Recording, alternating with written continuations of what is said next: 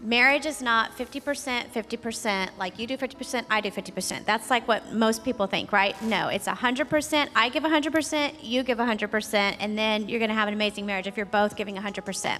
But recently, I was talking to an older gentleman months ago, and I was talking with him and his wife. They'd been married like 45 years. So I love asking people who've been married a really long time their best marriage advice. So I asked him, and he said, well, you know, marriage isn't 50-50. And I go, I know, it's 100-100. And he went, sometimes it's 90-10. And I just went, oh, that's really good, because it's true. If you've been married a really long time, there are gonna be seasons where you feel like you're the one giving 90% to the relationship and your spouse is giving 10%. Or vice versa, there might be seasons where your spouse feels like, no, I'm giving 90%, you're giving 10%. And so I wanna encourage you with this. There might be seasons like that. There will be. The longer you're married, there will be some seasons like that. And I just wanna encourage you that as long as it doesn't stay that way for a long time, it's okay, don't give up. It's just a season. Work at getting back to 100%, 100% each. But sometimes there will be those seasons, and don't freak out, don't throw in the towel, just work to get out of that. It's a good word, babe.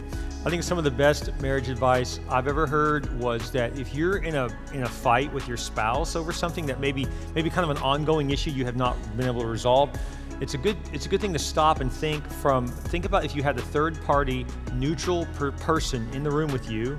I know they're not there, but if they were there and this is someone who is not biased towards one of the others, this is your best friend, it's not their mom, you know, it's not that kind of bias, but it's a third party perspective that they truly want what's best for both of you. What would they say to you in that time that you're talking about this? Because if they want what's best for you, they're gonna have a good solution. And number one. Number two is that they're gonna have empathy. It's gonna create empathy for you to realize, you know what, I need to look at their perspective on this, and that really is a game changer to do that. If you don't do that, I think what happens is we just go negative really fast. They just don't understand me. It's easy to do that. Well, and I also think that if you picture a third party neutral person in the room while y'all are arguing, it kind of makes you check yourself like, oh wait, I need to be on my best behavior. There's somebody sitting here watching this, you know, and I'm maybe not gonna get as mad and yell and say as many things because like, okay, there's a third person here, what would they say to us? And it really makes you think like, can I say this in a better way? Am I really getting across what I'm trying to say? And just kind of makes you check yourself, you know, because more. There is a third party in the room. And so God's with you. And so that's a big deal. So here's a great verse. This is from Paul. Paul wrote this in Colossians, to the church in Colossians, in Colossus actually, sorry.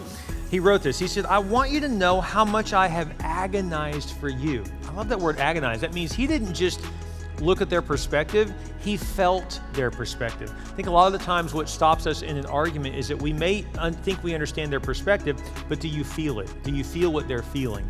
If you can put yourself into their feelings, that'll really give you some empathy to understand and to be able to work out a good solution for the two of you. So yeah, and I forgot to mention, I also wanted to say some of the best marriage advice that I've heard is a marriage doesn't have to be perfect to be beautiful.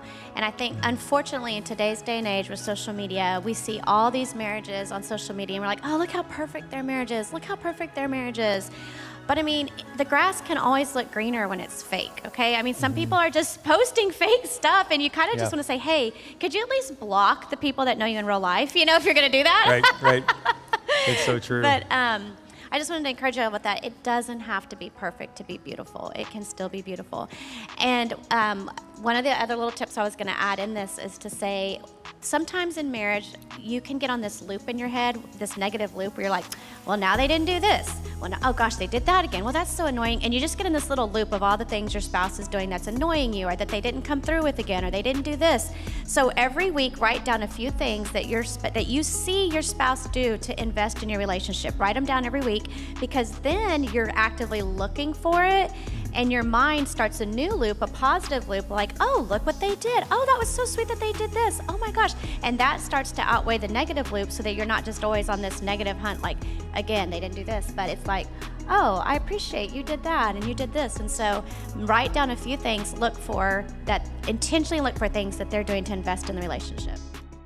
Thank you for watching the Church Unlimited YouTube channel. But don't stop now. Join our online family so you can stay connected with what God is doing here. Subscribe to this channel and hit the bell so that you never miss a service, and don't forget to share with a friend. You can also support the ministry by clicking the Give Now button to help us continue to impact lives around the world. Thank you for watching, and God bless.